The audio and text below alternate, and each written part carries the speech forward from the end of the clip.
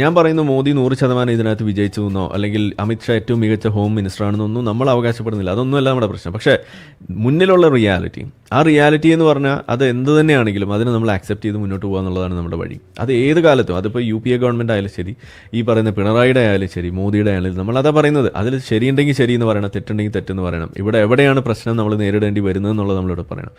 അപ്പോൾ ഇത് ആദ്യം കേട്ടിട്ട് നമുക്ക് അതിലേക്ക് കിടക്കാം. സോ ഇത് കേൾക്കാം. BJP മോദി സർക്കാർ വന്നതിന് ശേഷമാണ് ഇവിടെ ഇത്രയും ഭീകര പ്രവർത്തനങ്ങളും ആക്രമണങ്ങളും നടക്കുന്നത്. അത് സർക്കാർ പരാജയമല്ലേ?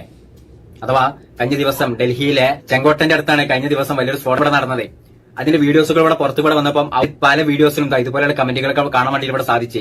അഥവാ ഇസ്ലാം മത വിശ്വാസികളായിട്ടുള്ള മുസ്ലിംസുകൾ എഴുതി വിടുന്ന ഓരോരോ കമന്റുകളാണ്. അഥവാ BJP RSS ഭരണത്തിൽ വന്നതിന് ശേഷമാണ് ഇതുപോലുള്ള സംഭവങ്ങളൊക്കെ ഇവിടെ നടക്കുന്നത് എന്നുള്ളത്. ഞാൻ ഇവിടെ ചോദിക്കുന്ന ഒരേ ഒരു ചോദ്യം മാത്രമാണ്. ഹിന്ദുക്കളാണോ, ക്രിസ്ത്യാനികളാണോ, BJP-കാരാണോ, RSS-കാരാണോ ഈ ഒരു സ്ഫോടനം ഇവിടെ നടത്തിയത്? സ്ഫോടനം ഇവിടെ നടത്തിയത് ആരാണ് ഇവിടെ നടത്തിയത്? ഇസ്ലാം മത വിശ്വാസികളായിട്ടുള്ള തലയിൽ തൊപ്പിട്ടിട്ട് ഇവിടെ നടക്കുന്ന ജിഹാദികളെ, അഥവാ മുസ്ലിംസുകളായിട്ടുള്ള ജിഹാദികളെ, ഈ കാണുന്ന ആൾക്കാരെ, ഈ തീവ്രവാദികളല്ല ഇത്രയും വലിയ സ്ഫോടനം ഇവിടെ നടത്തിയത്.